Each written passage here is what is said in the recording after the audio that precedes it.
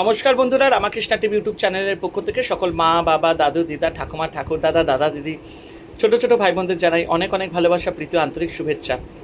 সন্ধ্যেবেলা দেখো, আজকে যেহেতু সেরকম কিছু ইভিনিং স্ন্যাক্সের ছিল না, তাই মনীষা বললো কি যে তুমি তো সবে উপোস ভেঙেছো, চা বিস্কুট খেয়েছি বিকেলবেলা, তো বললো বিকেলবেলা কিছু তো খাও।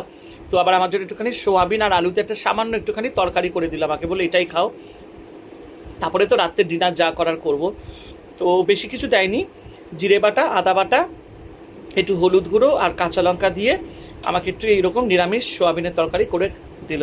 বলে একটু খাও, একটু পাতলা ঝোল ঝোল করে দিয়েছে, বলে একটু ঝোলটা খাও, শরীরটা ভালো লাগবে, সারাদিন তো উপোসের মধ্যে থাকি। অসাধারণ হয়েছে।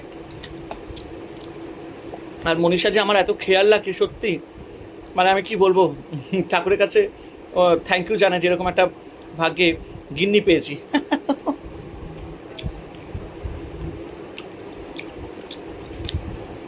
দারুণ হয়েছে, একটু পাতলা পাতলা ঝোল করেছে তো বেশ ভাল লাগছে।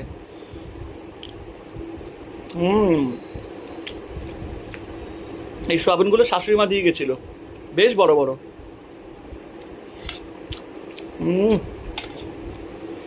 দারুণ খেতে হয়েছে, বেশ কাঁচা লঙ্কা দিয়ে করেছে, বেশি কিছু দেয়নি, একদম হালকা।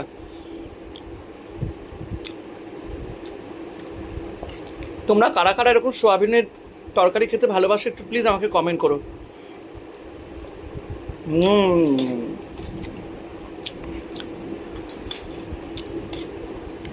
ঘরে যা কিছু আছে সামগ্রী দিয়েই বানিয়েছে, বেশ ভালো লাগছে। সারাদিন পর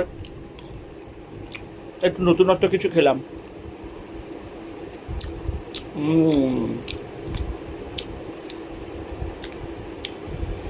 আর বেশ পাতলা ঝোল করেছে তো খেতে বেশ ভাল লাগছে।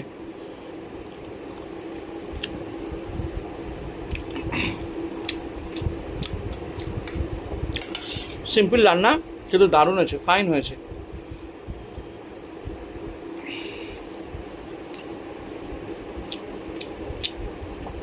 তোমাদের কেমন লাগলো অবশ্যই আমাকে তোমরা কমেন্ট করে জানিও। আর দেখো এই শ্রাবণ মাসের উপোসে কতটা মানে কি বলবো, কি যে ভাল লাগছে। আর এই যে খাবার দাবারগুলো যেগুলো হচ্ছে আমাদের বাড়িতে, সত্যি শরীরটাও ভালো আছে।